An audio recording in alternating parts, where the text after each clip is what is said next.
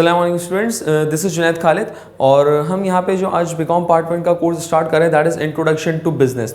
First of all थोड़ी सी पहले मैं एग्जाम के पॉइंट ऑफ व्यू से इसकी इंपॉर्टेंस बता दूँ, यानी कि पेपर पैटर्न क्या है नॉर्मली और इसके अंदर क्या क्या किस तरीके से नॉर्मली एग्जामिनर जो है वो टेस्ट कर रहा होता है।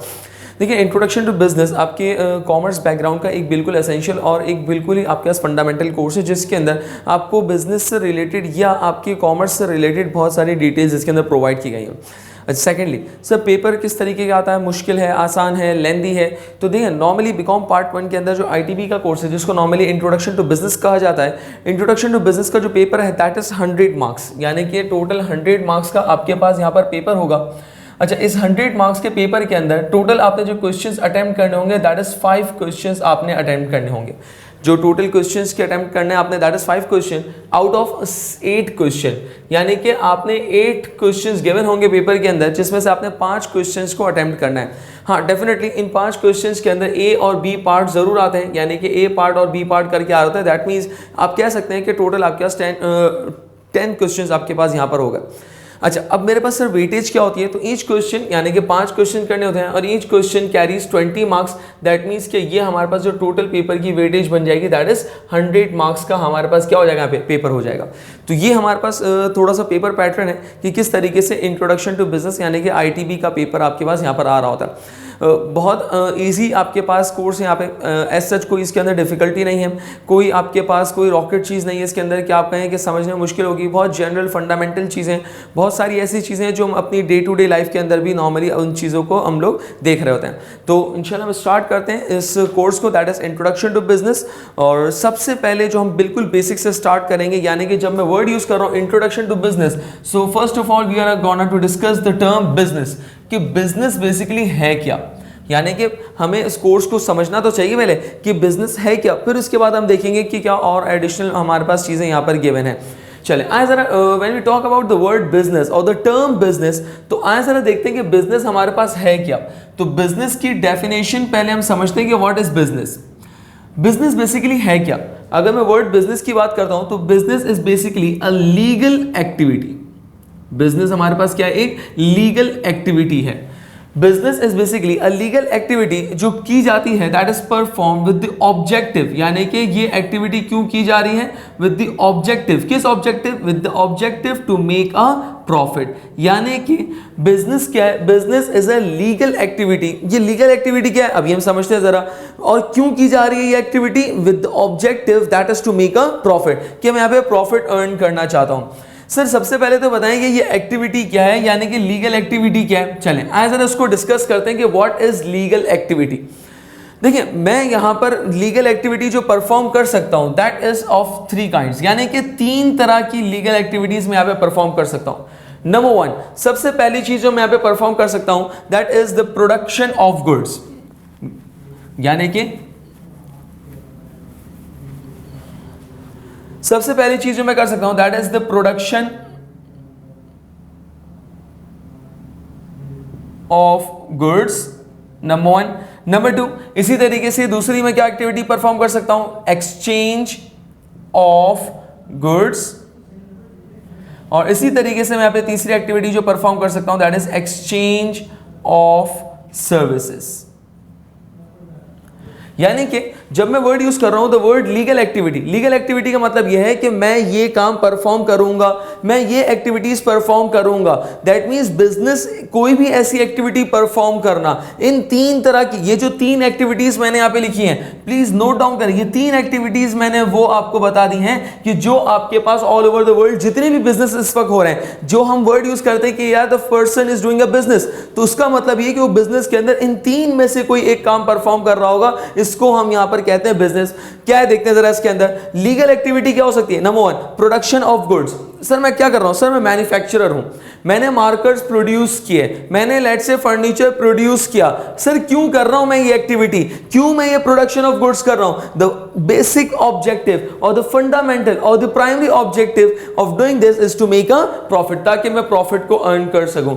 यानी कि मैं अगर कोई भी एक्टिविटी कर रहा हूं, और क्या एक्टिविटी कर रहा हूं? That is the production of goods. मैं मैन्युफैक्चरिंग कर रहा हूं, क्यों कर रहा हूं? Just for the basic objective that is to make a profit. इसका मतलब मैं क्या कर रहा हूं? बिजनेस कर रहा हूं। नेक्स्ट आगे चलते हैं, एक्सचेंज ऑफ गुड्स। क्या मतलब? सर मैं मार्कर प्रोड्यूस नहीं कर रहा, बल्कि क्या कर रहा हूं सर, मैं मार्कर ट्रेडिंग कर रहा हूं। मैं मार्कर परचेज करता हूं और उसको आगे सेल आउट कर देता हूं। यानी कि मैंने होलसेलर से मार्कर परचेज किए और आगे फाइनल कंज्यूमर को मैंने ये मार्कर सेल आउट कर दिए। ये क्या है सर? ये मेरे पास कहलाता है एक्सचेंज ऑफ गुड्स, यानी कि गुड्स को एक्सचेंज करना अगेंस्ट कंसिडरेशन। अगेंस्ट कंसिडर, ये तमाम चीजें जो हो रही हैं ये किसके अगेंस्ट हो रही हैं? अगेंस्ट कंसिडरेशन हो रही है। सर इतनी खतरनाक अंग्रेजी आपने बोल दी, इतनी मुश्किल इंग्लिश। कंसिडरेशन, कंसिडरेशन का मतलब है अगेन मॉनेटरी वैल्यूज, यानी कि पैसे के बदले में मॉनेटरी वैल्यूज के अगेंस्ट में मैं क्या कर रहा हूं? तमाम चीजों को कैरी आउट कर रहा हूं। प्रोडक्शन कर रहा हूं तो क्यों कर रहा हूं? अगेंस्ट कंसिडरेशन कर रहा हूं, अगेंस्ट मॉनेटरी वैल्यूज, कि मुझे मॉनेटरी वैल्यूज मिलेगी, मुझे पैसे मिलेंगे। इसी तरीके से एक्सचेंज ऑफ गुड्स, मैं ये मार्कर खरीद रहा हूं, ये मार्कर बेच रहा हूं। मैं फर्नीचर खरीद रहा हूं, मैं फर्नीचर बेच रहा हूं। मैं इलेक्ट्रॉनिक आइटम परचेज कर रहा हूं, उसको सेल आउट कर रहा हूं। ये क्या है? That is the exchange. ये किसके अगेंस्ट में एक्सचेंज कर रहा हूं? यानी कि अगर मैं इलेक्ट्रॉनिक आइटम किसी को दे रहा हूं तो उसके बदले में क्या चीज ले रहा हूं? सर मैं मॉनेटरी वैल्यूज यानी कि पैसे ले रहा हूं। That is known as what? Exchange of goods. इसी तरीके से लास्ट आते हैं, that is exchange of services. What is exchange of services? यानी कि मैं यहां पर कोई ना कोई सर्विसेज प्रोवाइड कर रहा हूं to the users. What it may be, it may either be a teaching profession. For example, मैं आपको डिलीवर कर रहा हूं कॉन्सेप्ट। क्या मैं आपको कोई फिजिकली कोई चीज सेल आउट कर रहा हूं? Not at all. मैं आपको एक कॉन्सेप्ट या कोई एजुकेशन प्रोवाइड कर रहा हूं। दैट मीन्स मैं आपको सर्विसेज दे रहा हूं। एंड माजरत के साथ किसके अगेंस्ट में दे रहा हूं? Monetary values. देखें, हमें आपकी शक्ल कब तक अच्छी लगेगी? जब तक आप फीस भर रहे होंगे, ऐसे ही ना। That is the bitter fact of this society. ये बात फैक्ट है, ये बात आपके पास बिल्कुल जेन्युइन है कि जब भी हम सर्विसेज प्रोवाइड करें, ठीक है, हम चाहते हैं कि आप पढ़ लिख लें, आप एग्जाम पास कर लें, ये भी हमारा ऑब्जेक्टिव है। लेकिन primary objective of our institution, of our business is to make a profit. यानी कि हम एक्सचेंज ऑफ सर्विस कर रहे हैं। क्यों कर रहे हैं? For making a profit, for earning the amount of profit.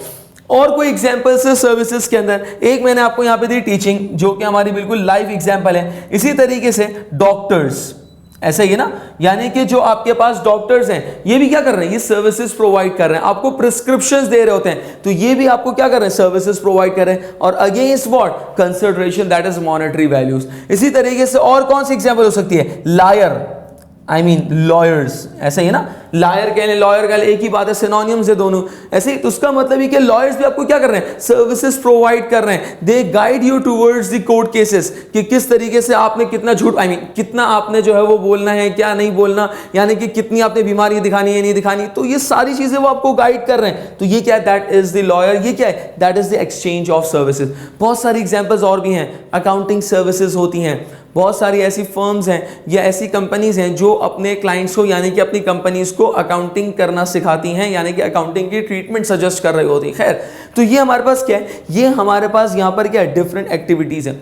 ये जो तीन मैंने आपको कैटेगरीज या एक्टिविटीज बताई हैं, ये वो एक्टिविटीज मैंने आपको बता दी हैं कि आप ऑल ओवर द वर्ल्ड कोई भी चीज देख लें, कोई भी बिजनेस आप देख लें, तो वो इन्हीं तीन चीजों के अंडर होगा, यानी कि इन्हीं तीनों चीजों के सराउंडिंग में होगा। इसके अलावा कोई और एडिशनल चीज हमारे पास नहीं, यानी कि हमने तीन मेजर कैटेगरीज देख ली लीगल एक्टिविटी।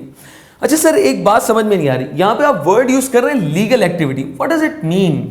यानी कि लीगल एक्टिविटी जो आप कहना चाह रहे हैं, इसका मतलब क्या है बेसिकली? यानी कि लीगल एक्टिविटी क्या है? चलें आइए जरा देखते हैं। भाई फॉर एग्जांपल, एक आपके पास इंडिविजुअल है, वो कर क्या रहा है? सर वो आपके पास यहां पर ट्रेडिंग कर रहा है। Oh very good. क्या ट्रेडिंग कर रहा है? सर चर्च बेच रहा है। ओहो, अब मुझे एक बात बताएं, क्या ये बिजनेस कंसिडर किया जाएगा? हाँ सर, स्मगलर्स तो कहते हैं हम बिजनेस कर रहे हैं चर्च का। अरे करते होंगे, लेकिन ये वो कमोडिटी है जो इल्लीगल है। यानी कि इल्लीगल एक्टिविटीज के अंदर अगर आप अपने आप को डील कर रहे हैं, इल्लीगल एक्टिविटीज के अंदर अगर आप अपने आप को ट्रेड कर रहे हैं, इल्लीगल एक्टिविटीज के अंदर अगर आपने आपको एंगेज किया हुआ है, तो याद रखिएगा वो बिजनेस की डेफिनेशन में नहीं आएगा। तो बिजनेस की डेफिनेशन में सिर्फ कौन सी एक्टिविटीज आएंगी? विच आर लीगल एक्टिविटीज, जो लीगल एक्टिविटीज है। और ये jurisdiction to jurisdiction, I mean country to country it will vary. ऐसे ही कुछ जगहों पे कुछ चीजें लीगल हैं और कुछ स्टेट्स या कुछ जुरिस्डिक्शंस के अंदर कुछ चीजें इलीगल हैं। तो इसका मतलब ये है कि मेरे पास यहां पर जो लीगल का वर्ड है, लीगल एक्टिविटी, वो वेरी करेगा फ्रॉम कंट्री टू कंट्री। तो इसका मतलब हर वो लीगल एक्टिविटी, और हर वो लीगल एक्टिविटी में क्या क्या हो सकता है? इट में इधर भी आप प्रोडक्शन ऑफ गुड्स कर रहे हो, इट में इधर भी आप एक्सचेंज ऑफ गुड्स कर रहे हो, इट में इधर भी एक्सचेंज ऑफ सर्विसेज कर रहे हो। तो इन तमाम एक्टिविटीज में कोई भी एक्टिविटी आप परफॉर्म कर रहे हैं और क्यों कर रहे हैं, with the basic fundamental idea to make a profit, तो उसका मतलब ये क्या है, that is known as business. इसको बिजनेस कहा जाता है। यहां तक क्लियर है इसके अंदर? सर ये प्रॉफिट क्या है, इसके बारे में भी थोड़ा सा डिफाइन करें, what is profit. Profit basically क्या है कि जब आपके पास यहां पर रेवेन्यूज, यानी कि मैं अगर फॉर एग्जांपल कहता हूं कि कोई भी एक कमोडिटी है, लेट से एक चेयर है या कोई भी एक कमोडिटी है, मैंने उस कमोडिटी को सेल आउट किया फॉर 3000 रुपीज, 3000 रुपीज में मैंने इसको सेल आउट किया। सर ये बताएं कि आपने ये कमोडिटी परचेज कितने में की थी, तो लेट से मैंने 1000 में परचेज की थी, तो ऑटोमेटिकली आपने कैलकुलेट कर लिया कि सर 3000 में आपने सेल आउट किया, 1000 वाज द परचेज प्राइस, या यूं कह लें 3000 is the selling price and 1000 is the cost price, या यूं कह लें 3000 आपकी आमदनी है यानी कि रेवेन्यू है, एंड 1000 इज योर खर्चा यानी कि एक्सपेंस है।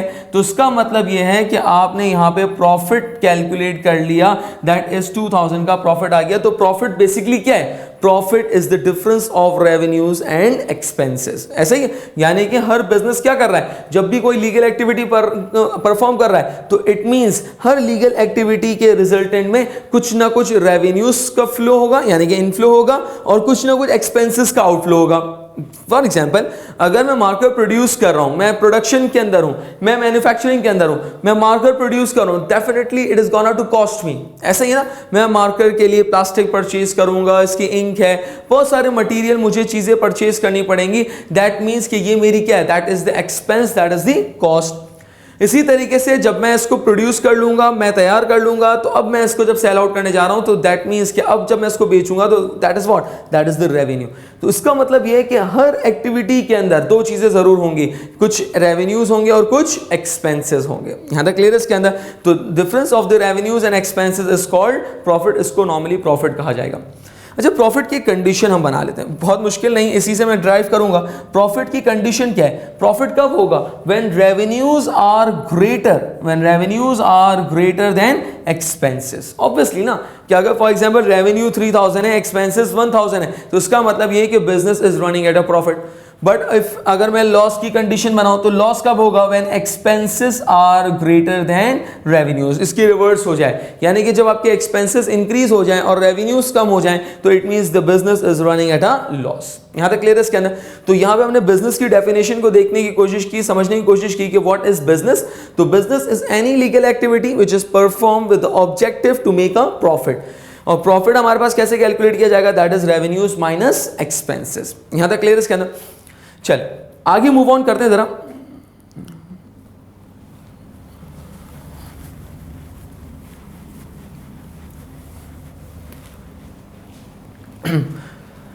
चलिए इसी के साथ साथ थोड़ा सा आगे मूव करते हैं। और सर जहां हमने बिजनेस की टर्म को डिस्कस कर लिया कि व्हाट इज बिजनेस, ठीक है, बात समझ में आ गई इसके अंदर।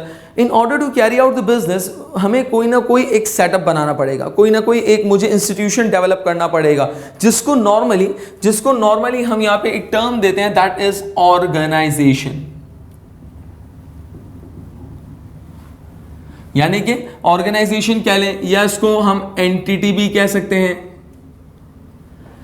ऑर्गेनाइजेशन कह लें या एंटिटी कह लें, बात एक ही है।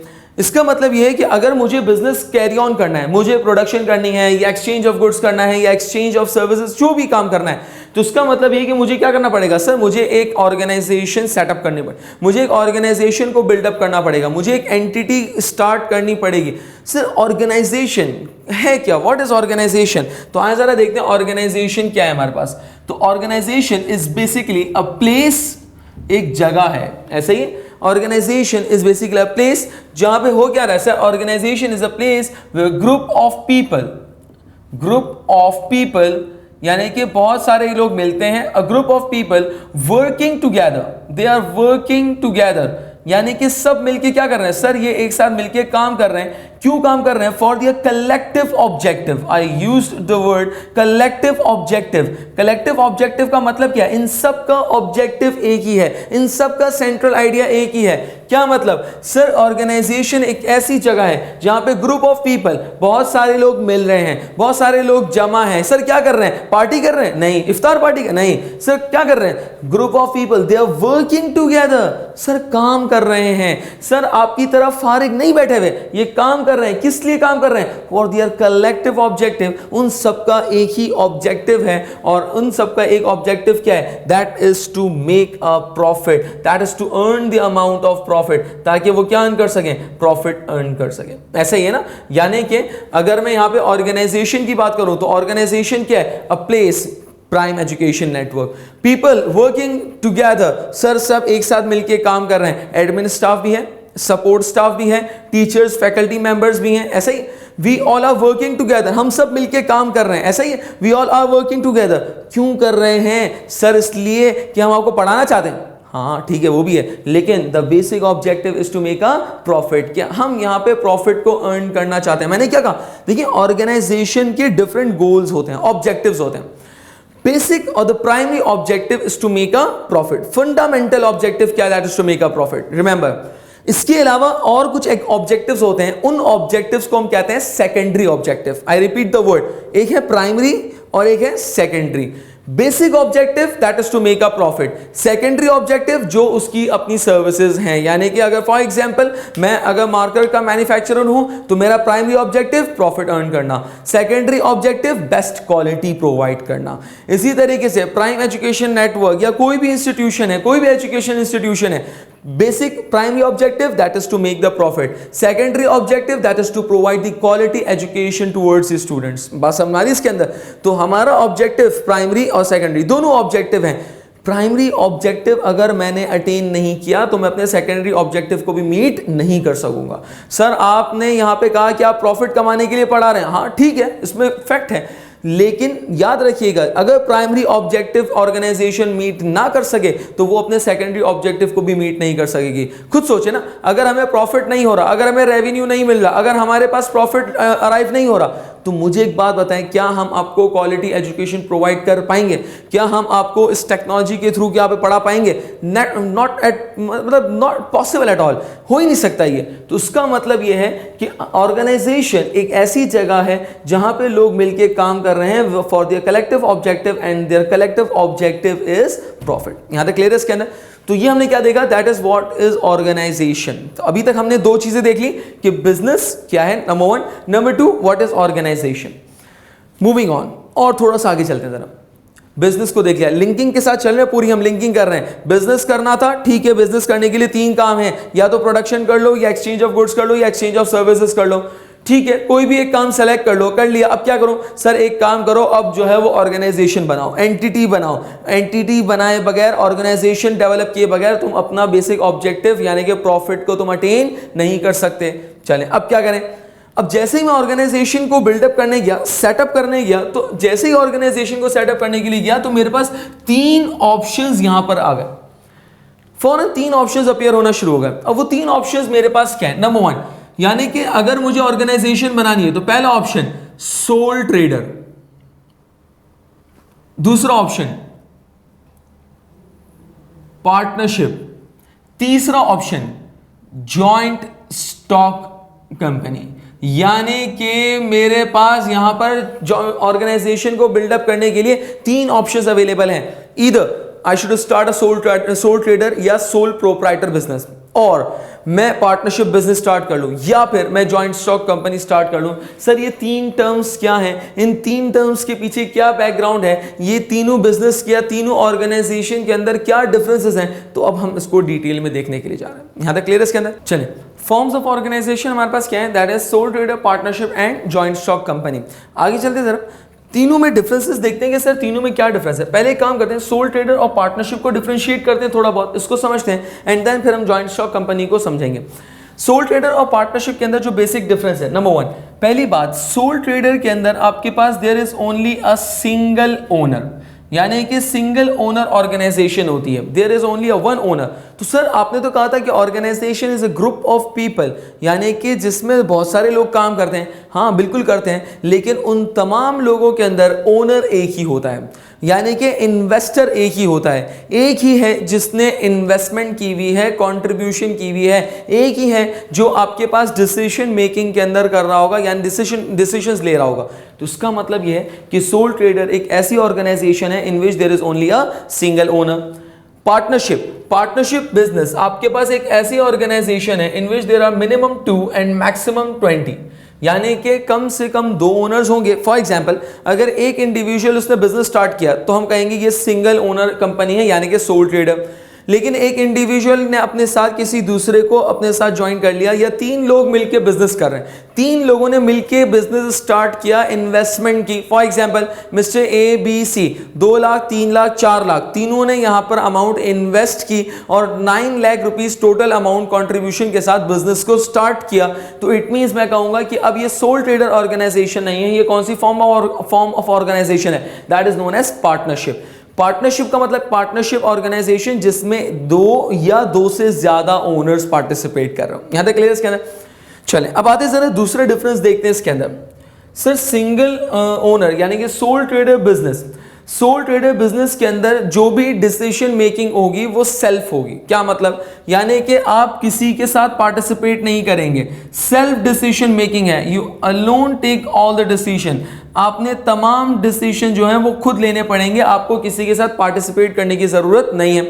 What about the partnership business? Sir partnership business के अंदर आपके पास होगा क्या? सर पार्टनरशिप बिजनेस के अंदर आपके पास यहां पर म्यूचुअल कंसर्न के साथ आपने करना पड़ेगा। म्यूचुअल कंसर्न का मतलब क्या होता है? यानी कि आपने तमाम पार्टनर्स की कोलैबोरेशन के साथ डिसीजन मेकिंग लेनी होगी। फॉर एग्जांपल अगर हमें कोई कॉन्ट्रैक्ट साइन करना है तो मैं अकेले उस कॉन्ट्रैक्ट को साइन नहीं कर सकता, मुझे तमाम पार्टनर्स को लूप में लेते हुए तमाम पार्टनर्स के साथ एग्री करके मुझे उस कॉन्ट्रैक्ट को साइन करना होगा। दैट मींस ये क्या है? इसको कहते हैं म्यूचुअल कंसर्न, यानी कि तमाम पार्टनर्स की इसमें कंसर्न का एग्री होना या तमाम पार्टनर्स की कंसर्न का मौजूद होना ये जरूरी है। इसी तरीके से थर्ड देखिए, जब डिसीजन मेकिंग मैं खुद ले रहा हूं यानी कि अकेले ले रहा हूं तो उसका मतलब यह है कि जो भी प्रॉफिट होगा या जो भी लॉस होगा वो मुझे अकेले ही इंजॉय करूंगा या मैं अकेले ही बेयर करूंगा, एज द केस में भी। यानी कि अगर प्रॉफिट है तो इंजॉय करूंगा और अगर लॉस होगा तो बेयर करूंगा, बर्दाश्त करूंगा, ऐसा ही। तो इसका मतलब यह है कि नो शेयरिंग ऑफ प्रॉफिट और loss, no sharing of profit और लॉस। इट मींस कि मैं किसी के साथ अपना प्रॉफिट शेयर नहीं करता और ना ही कोई मेरे साथ लॉस शेयर करेगा। यहां तक क्लियर है इसके अंदर? लेकिन मैं बात करता हूं पार्टनरशिप बिजनेस की। It means when there are more than 2 owners, 2 या 2 से ज्यादा ओनर्स हैं, तो उसका मतलब यह है कि यहां पर मेरे पास मुझे प्रॉफिट को शेयर करना पड़ेगा। इसको हम कहते हैं शेयरिंग ऑफ प्रॉफिट और लॉस, यानी कि प्रॉफिट और लॉस को मुझे शेयर करना पड़ेगा। फॉर एग्जांपल अगर मेरे पास यहाँ पे प्रॉफिट आता है 5 लाख रुपए का, तो उसका मतलब वो 5 लाख का प्रॉफिट मेरा नहीं है अकेले का, मुझे वो प्रॉफिट तमाम पार्टनर्स या तमाम ओनर्स के अमंग मुझे इसको डिस्ट्रीब्यूट करना पड़ेगा। चलिए एक और हम फीचर यहाँ पे देखते हैं। अब ये जो फीचर मैं बेसिकली लिखने जा रहा हूँ ना, तो it is not the difference but the similarity, यानी कि ये दोनों के अंदर है कॉमन, ये बात दोनों में कॉमन है, ये डिफरेंस नहीं है, बेसिकली ये सिमिलैरिटी है। एंड व्हाट इज दैट कि नो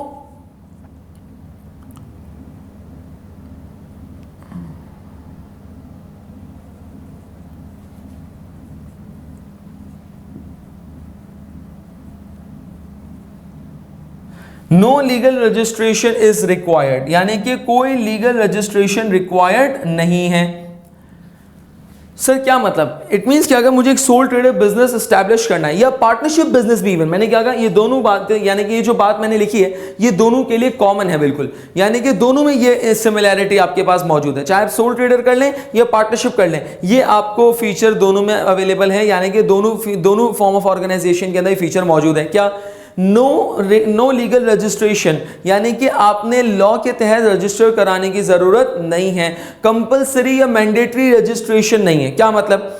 भाई अगर मैं अपना एक सोल ट्रेडर एक अपना बिजनेस खोलना चाहता हूं, सर एक बात बताएं, सोल ट्रेडर बिजनेस क्या हमारे पास पाकिस्तान में एग्जिस्ट करते हैं यस सर, बिल्कुल करते हैं। यानी कि मैं अपनी जितनी भी यहाँ पे शॉप्स वगैरह देखूँ, जितनी भी रिटेल शॉप्स इवन मैं देखूँ, तो वो जितनी भी रिटेल शॉप्स हैं वो यूजुअली क्या है, वो सोल ट्रेडर ऑर्गेनाइजेशंस होती हैं। यानी कि यहाँ पे आपके पास सिर्फ एक ही ओनर होता है, एक ही ओनर होता है जो पूरे आपके पास बिजनेस को लुक आफ्टर कर रहा होता है, डिसीजन मेकिंग ले रहा होता है और उस प्रॉफिट और लॉस को बियर या एंजॉय कर रहा होता है। इसका मतलब ये है कि हमारे पास सोल ट्रेडर बिजनेस करने के लिए, डेवलप करने के लिए आपने लॉ से कोई परमिशन लेने की जरूरत नहीं है।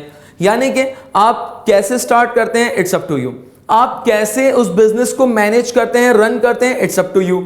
और किस तरीके से आप उस बिजनेस को लिक्विडेट करते हैं, डिसॉल्व करते हैं, खत्म करते हैं, ये आपके ऊपर डिपेंड करता है। इट मींस लॉ की तरफ से कोई रिक्वायरमेंट नहीं है। लेकिन जब मैं बात करूंगा joint stock company, it is strictly यानी कि आपने मैं स्ट्रिक्टली कह रहा हूं, स्ट्रिक्टली आपने लॉ की कंप्लायंस करनी पड़ती है। लॉ को आपने यहां पे कंप्लाई करना पड़ेगा। बात समझ मारी इसके अंदर? तो खैर अभी हम यहां पे देख रहे हैं, तो soul trader business, for example मैंने एक बिजनेस शॉप या रिटेल शॉप मैंने या रिटेल आउटलेट मैंने ओपन किया, मैं मोबाइल फोन सेल आउट कर रहा हूं। नंबर 1, सर मैं कितने बजे शॉप ओपन करूंगा, मेरे ऊपर कोई लॉ की कंप्लायंस नहीं है। मैं ओपन करूं ना करूं कोई कंप्लायंस नहीं है। मैं मीटिंग्स अरेंज करूं ना करूं मेरी मर्जी है, यानी कि लॉ की कोई रिस्ट्रिक्शन या रिक्वायरमेंट नहीं है। सर मैंने जो शॉप ओपन की या बिजनेस स्टार्ट किया, तो मुझे क्या कोई लीगल डॉक्यूमेंटेशंस करनी पड़ेंगी, कोई रिक्वायरमेंट नहीं है। इट मींस, और इवन अगर मैं बिजनेस को वाइंड अप कर रहा हूं, तो क्या मुझे कोई लॉ को या किसी गवर्नमेंट की अथॉरिटी को बताना पड़ेगा कि मैं बिजनेस खत्म कर रहा हूं? Not at all. It means there is no legal requirement. बात समझ आ रही है इसके अंदर? तो चाहे सोल ट्रेडर हो या पार्टनरशिप हो। सर पार्टनरशिप बिजनेस की कोई एग्जांपल हमारे पास है? यस सर, लाइव एग्जांपल है। आप जिस इंस्टीट्यूशन के अंदर इस वक्त पढ़ रहे हैं, that is prime education network. Sir इस प्राइम के अंदर आपके पास यहाँ पर 2 पार्टनर्स मौजूद हैं। 2 पार्टनर्स मौजूद हैं, एक सर आरिफ हैं और एक सर काशिफ हैं। इसका मतलब ये 2 आपके पास पार्टनर्स मिलकर बिजनेस को रन कर रहे हैं, 2 ओनर्स मिलकर रन कर रहे हैं। तो उसका मतलब ये कौन सा बिजनेस है? पार्टनरशिप। अब क्या इस इंस्टीट्यूशन को बनाने के लिए लॉ से कोई परमिशन लेने की जरूरत थी? Not at all. क्या इस इंस्टीट्यूशन को रन करने के लिए हमें लॉ से कोई परमिशन लेने की जरूरत है, कोई गाइडलाइंस लेने की जरूरत है? Not at all. हाँ, एक है, क्या? लीगल। वो मैंने तो आपको बिजनेस स्टार्ट करते वक्त ही बता दिया था कि जब कोई आप बिजनेस कर रहे हैं तो it should be a legal activity. अगर वो लीगल एक्टिविटी नहीं है तो माजरत के साथ वो बिजनेस नहीं है। बिजनेस नहीं है तो आप ऑर्गेनाइजेशन भी सेटअप या बिल्डअप नहीं करेंगे। तो उसका मतलब ये है कि मुझे यहां पर कोई भी एक्टिविटी परफॉर्म करने के लिए या लीगल एक्टिविटी करने के लिए मुझे यहां पर कोई लीगल रिक्वायरमेंट्स को फुलफिल करने की जरूरत नहीं। चले लास्ट पॉइंट के ऊपर एक और पॉइंट की तरफ चलते हैं जरा। ये भी बेसिकली एक सिमिलैरिटी है, यानी कि सोल ट्रेडर और पार्टनरशिप के अंदर एक कॉमन एलिमेंट है और उसको हम कहते हैं अनलिमिटेड लायबिलिटी।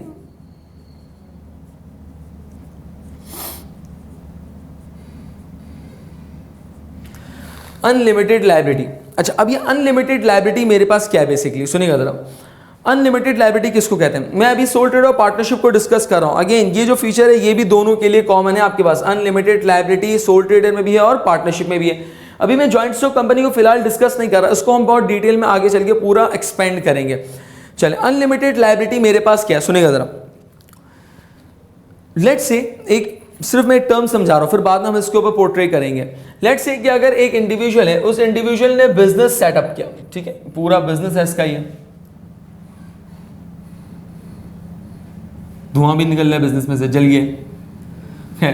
बिजनेस के अंदर उसने टोटल इन्वेस्टमेंट की, यानी कि उसने जो टोटल इन्वेस्टमेंट की है दैट इज 1 मिलियन। 1 मिलियन की टोटल इसने यहाँ पे क्या कर दिया, इन्वेस्टमेंट कर दिया, या यूं कह लें 1 मिलियन रुपीस के अंदर इसने टोटल बिजनेस सेटअप कर दिया, जिसमें इसकी जगह भी है और इसके अंदर जो है वो डिफरेंट आपके पास यहाँ पर जो है वो एसेट्स वगैरह भी मौजूद हैं, यानी कि डिफरेंट आपके पास यहाँ पे उसने जो है वो इक्विपमेंट्स, फर्नीचर वगैरह सब चीज़ें कॉन्ट्रीब्यूट की हुई हैं। हुआ ये कि बिजनेस को करते करते इसने जो है वो कुछ उधार लेना शुरू कर दिया, जिसको नॉर्मली हम क्या कहते हैं, जिसको हम कहते हैं लायबिलिटी। उधार कह लें, लायबिलिटी कह लें, बात एक ही है। लायबिलिटी की यानी कि इसको ऑब्लिगेशन भी कहा जाता है। लायबिलिटी, उधार, ऑब्लिगेशन उसने ली। सर कितने की लायबिलिटी, कितनी ऑब्लिगेशन ले ली? लेट्स से उसने जो है वो 18 लाख रुपए यानी कि 1.8 मिलियन की ऑब्लिगेशंस उसने ले ली, यानी कि 18 लाख का उधार उसने ले लिया। इन्वेस्टमेंट कितनी है, 10 लाख, यानी कि पूरे बिजनेस की वर्थ 10 लाख रुपए, जबकि उधार कितना है उसके ऊपर, 18 लाख रुपए का उधार है। दैट मींस कि उसने अपनी हैसियत से ज्यादा कर्जा या उधार या लायबिलिटी ले ली। ऐसा ही है, कितना ज्यादा है सर, 8 लाख रुपीस जो है वो ज्यादा आपके पास लायबिलिटी है।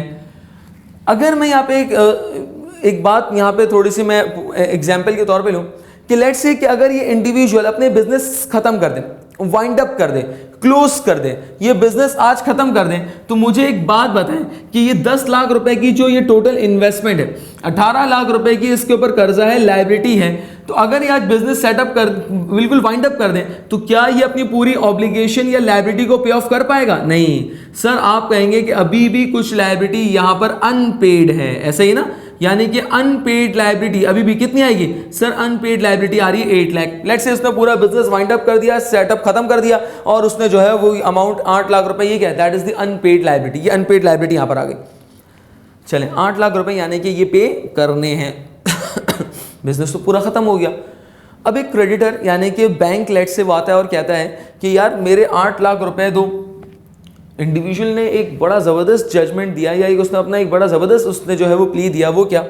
वो कह रहा है कि देखो मुझे एक बात बताओ, ये जो मैंने कर्जा लिया था ये किसके लिए लिया था? बिजनेस के लिए। ऐसा ही है ना, बिजनेस को रन करने के लिए लिया था। ठीक है, नुकसान हो गया, आप क्या कर सकते हैं उसके अंदर, लेकिन बिजनेस को रन करने के लिए कर्जा लिया था। मैंने आज अपना पूरा बिजनेस खत्म कर दिया, तमाम चीजें मैं बेच के बैठा हुआ हूं, मेरे पास बिजनेस के अंदर कोई भी चीज मौजूद नहीं है, तो उसका मतलब यह है कि मेरा पूरा बिजनेस खत्म हो गया, मेरा पूरा बिजनेस वाइंड अप हो गया। और अगर बिजनेस खत्म तो उसका मतलब मेरा पूरा का पूरा उधार भी खत्म।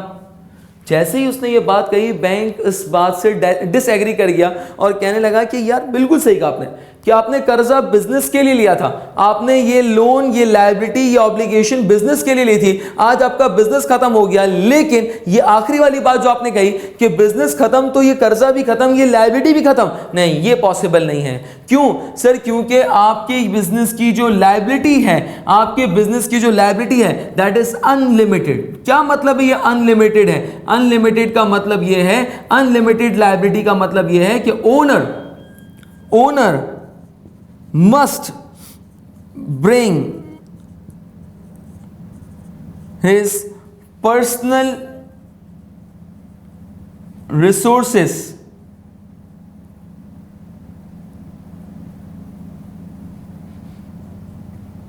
to settle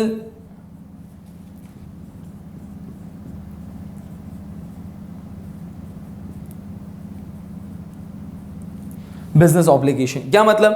अनलिमिटेड लायबिलिटी का मतलब यह है कि owner must bring his personal resources, कि आपको अपने पर्सनल रिसोर्सेस लाने पड़ेंगे। नो डाउट बिजनेस आपका खत्म हो चुका है, लेकिन जो उधार आपने लिया था वो उधार अभी तक आपके ऊपर खत्म नहीं हुआ, वो लायबिलिटी अभी भी एग्जिस्ट करती है। It means the owner must bring his personal resources. किस लिए? टू सेटल बिजनेस ऑब्लिगेशन, ताकि आप अपनी इस बिजनेस की लायबिलिटीज को पूरा कर सकें। अगर बिजनेस खत्म हो गया, लायबिलिटीज अभी भी बाकी हैं, तो जाओ और घर के चीजों को बेचकर अपने बिजनेस की इस ऑब्लिगेशन को फुलफिल करो, पूरा करो, लायबिलिटीज को पे करो। इसको कहते हैं unlimited liability. What does it mean? It means कि जब आप सोल ट्रेडर और पार्टनरशिप बिजनेस कर रहे हैं तो आपके बिजनेस की जो लायबिलिटी है वो अनलिमिटेड है। अनलिमिटेड लायबिलिटी का ये मतलब नहीं कि आप बहुत सारा उधार ले सकते हैं, नहीं। अनलिमिटेड लायबिलिटी का मतलब क्या है? The owner must bring his personal resources to settle the business obligation. आपको अपने बिजनेस ऑब्लिगेशन को सेटल करने के लिए पर्सनल रिसोर्सेज को भी डिप्लॉय करना पड़ेगा। That is the idea of unlimited liability. तो मेक श्योर कि जब आप बिजनेस स्टार्ट कर रहे हैं और सोल ट्रेडर और पार्टनरशिप कर रहे हैं तो आपकी लायबिलिटी क्या है? अनलिमिटेड। इट मींस कि अगर आपने लोन या कोई अमाउंट बोरो की है from financial institution, from bank या फ्रॉम एनी इंडिविजुअल, तो याद रखिएगा उसको पे करने के लिए आपको अपने घर को भी बेचना पड़ सकता है। ये क्रक्स बता दिया मैंने आपको, समरी बता दी। क्यों? क्योंकि आपकी जो लायबिलिटी है that is unlimited. Unlimited liability है आपकी। यहां तक क्लियर इसके अंदर? तो यहां पे हमने कुछ बातें हमने डिस्कस की कि सोल ट्रेडर क्या है, पार्टनरशिप क्या है, कुछ उनके फीचर्स हमने डिस्कस किए, कुछ कैरेक्टरिस्टिक्स हमने यहां पे डिस्कस की। यहां तक क्लियर इसके अंदर? चलिए अब इसके बाद नेक्स्ट जो हमारा टारगेट है that is joint stock company. Joint stock company को डिटेल में देखेंगे कि जॉइंट स्टॉक कंपनी की क्या क्या टाइप्स हमारे पास हैं और जॉइंट स्टॉक कंपनी के अंदर क्या क्या हमारे पास यहां पर फीचर्स या कैरेक्टरिस्टिक्स मौजूद है। यहां तक क्लियर इसके अंदर? ठीक है, तो अब हमने यहाँ पे बीकॉम पार्ट 1 के इंट्रोडक्शन टू बिजनेस की क्लास यहाँ पे ऑफ कर दी, एंड कर दिया। अब हम इंशाल्लाह बीकॉम पार्ट 2 के बिजनेस लॉ की क्लास इंशाल्लाह भी स्टार्ट